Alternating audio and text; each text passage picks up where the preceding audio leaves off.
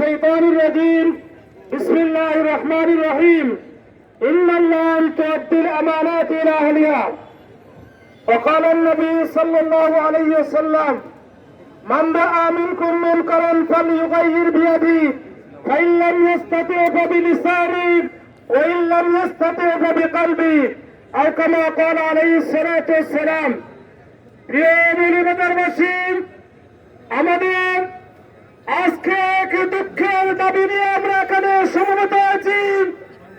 জামায়াতে ইসলামীর তৎকালীন ভারপ্রাপ্ত secretary general ATM Azharul Islam 2011 সালের 19 সেপ্টেম্বর কেন্দ্রীয় অফিস থেকে বাসায় ফেরার পথে আওয়ামী ফ্যাসিস্ট বাহিনী অন্যায়ভাবে তাকে কারাগারে নিক্ষেপ করেছিল।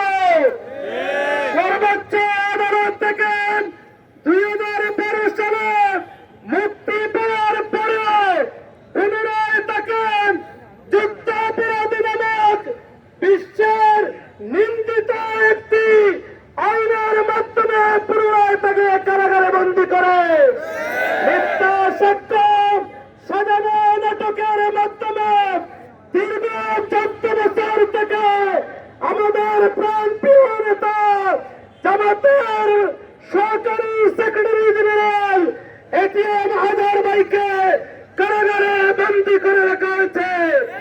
আজকে গোটা বাংলাদেশের মানুষের প্রাণের দাবি এটিএম আজহার ভাইকে অনতি বিলম্বে মুক্তি দিতে হবে।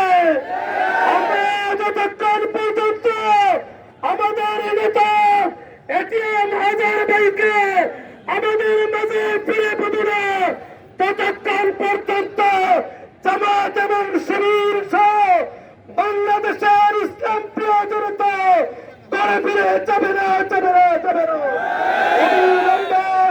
এটিএম আজহার ভাইয়ের মুক্তি দিয়ে এই ধর্মপ্রাণ বাংলাদেশের মানুষকে শান্ত করার দাবি জানাচ্ছি।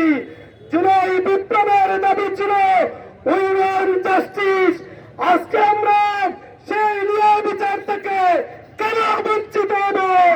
অবিলম্বে সেই বৈষম্যের অবসান ঘটিয়ে এটিএম আজহার ভাইয়ের মুক্তি দাবি করে সবাইকে ধন্যবাদ জানিয়ে আমার কথা শেষ করছি।